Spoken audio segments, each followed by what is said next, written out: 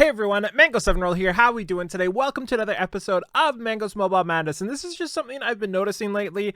I'm sure all of you have been, and I kind of wanted to talk a little bit about end of service. There's a lot of games recently that have been kind of dying and closing, and it kind of fits the theme of we had so many games out during COVID, and a lot of them got popular or got started, and then a lot of them died down.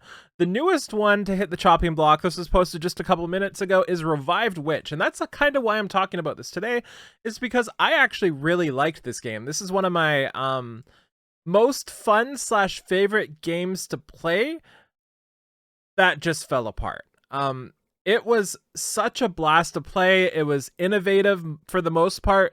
It was just super cool. The art style was great. The first 1 or 2 chapters was fantastic, and then all of a sudden it was just like, yeah, this game sucks. It just flew out the window. The translations, the quality, everything just died like immediately. So I think this is kind of a sad one because this is by EOS as well, and I think it's kind of sad because personally I think this one had a lot of potential. It was just a really fun game, really cool idea, but they didn't have enough people working on it. They didn't go far enough. And I'm pretty sad. I don't know why I'm sad because I haven't played it in forever and there's no way I was going to play it again. But just the idea that something with this much uniqueness and heart put into the start is kind of going away right now. So we can see, I haven't actually browsed this site before, but it was super, super cool. The art was amazing. The story was subpar, but it was still fun. And, it's kind of going down. Let's kind of take a look at their media posts recently because I haven't actually taken a look at it in a while. We see maintenance, patch notes, characters, Cortana. That was actually one of the complaints a lot of people had, is the character design was so weird. Like, there were different styles all the time. Like, it didn't look like the same game for a lot of the characters, but you can see like the art style is fantastic, and I'm gonna miss this game. I like the idea behind it. I miss the story. Do not bully, so cool. But yeah, the idea is this had like 6 people working on it, and it just didn't get enough love it deserved. And yeah, so I want to actually do a search here for end of service on Gacha Gaming because I've noticed I've seen these happen a lot recently. We have end of service for Echoes of Mana. This is on the 15th. I didn't actually play this game, but this is in 2 months, and this was posted 20 days ago. Tale of Food JP ending service. Grisaya, Battlefield, Barcarolle ending service. Let me know if you've played any of these. I notice a lot of them are Japanese here. ReZero Lost in Memories shutting down.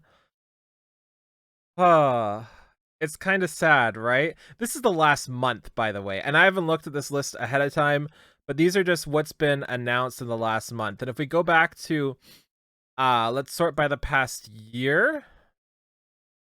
And this is just Googling using end of service as a search. Who knows what it's not catching? Obviously, we've got Dragalia Lost, Metal Slug Attack, Tales of Aaron here, Tuhu Danmaku Kagura, Black Stella announces end of service for the 2nd time, Gate of Nightmares, Magia Record. That's kind of funny.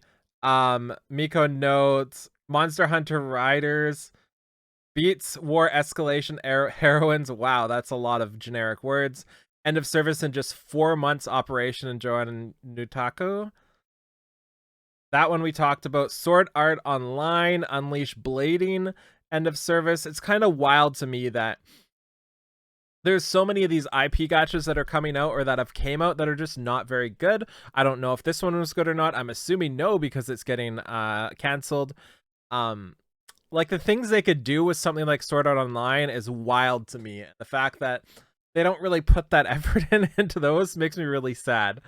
Yu Yu Hakusho, Wow, 4-year runtime for that. Makai Wars Illusion Connect ended its service. That's kind of sad. This was actually a game I had a lot of fun with too. It had a lot of interesting parts to it, but the translation team and just the effort put into it was not quite there. Yeah, so last period ending service. This is in the last year. Grand Blue ignore that. I was like, Grand Blue Fantasy? No way. What else do we see here? 11 years for Puzzle and Dragons. That's kind of cool. Final Fantasy VII, The First Soldier. That's one thing I noticed is a lot of these Square Enix games are going downhill.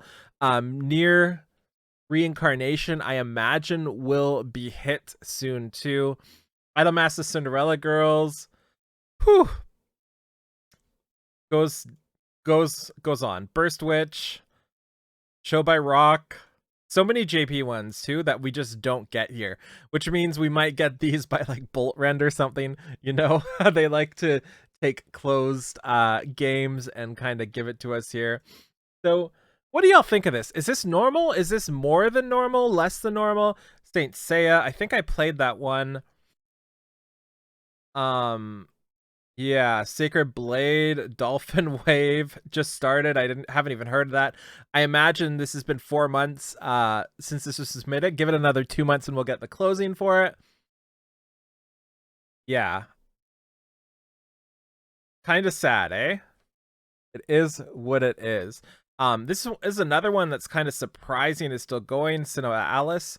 One of the worst gachas I've ever played.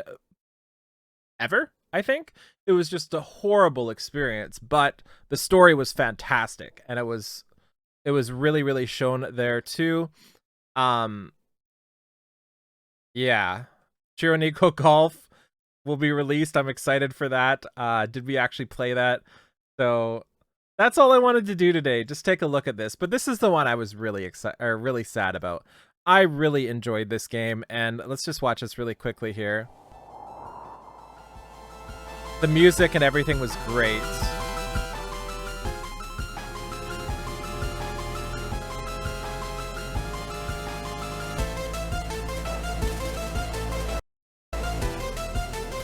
The puzzles were really fun too.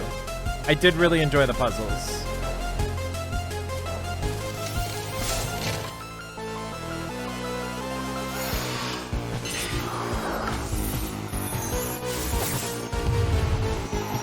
How cool does this look, eh?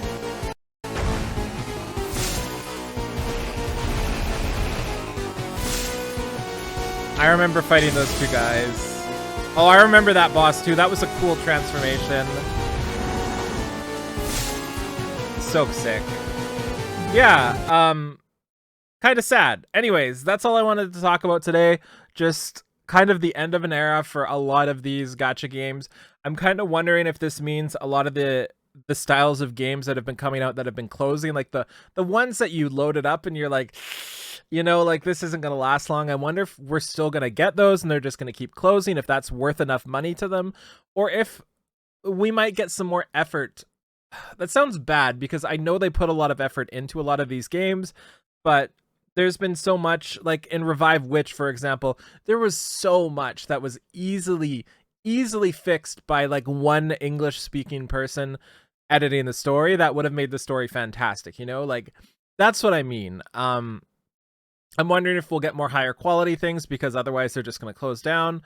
Wonder if we'll get less IP stuff, like less Square Enix stuff, less like Sword Art Online stuff or Bleach or Street Fighter, for example. I'm just really curious where this is all heading. Because if you kind of look at the games that are super popular right now, it's kind of telling, right? This was posted recently. So this is a list of games right now that are doing well. And we have Genshin Impact, obviously. Fate Grand Order is one of the very, very, very few standouts that is already an IP that kind of goes ham. Nikkei, Uma Musume, Heaven Birds Red, Blue Archive, like none of these. Wow, Diablo Immortal's way up there. None of these like mainstay ones are really stuff like Sword Art Online, you know, like the IP ones that have just been kind of taken and then slapped on a gacha thing here. Like there's Diablo, there's Fire Emblem Heroes, and Epic 7 all the way down there. So yeah, very interesting to talk about and think. So let me know in the comments below what you think, and I'll talk to y'all later. Bye, everybody.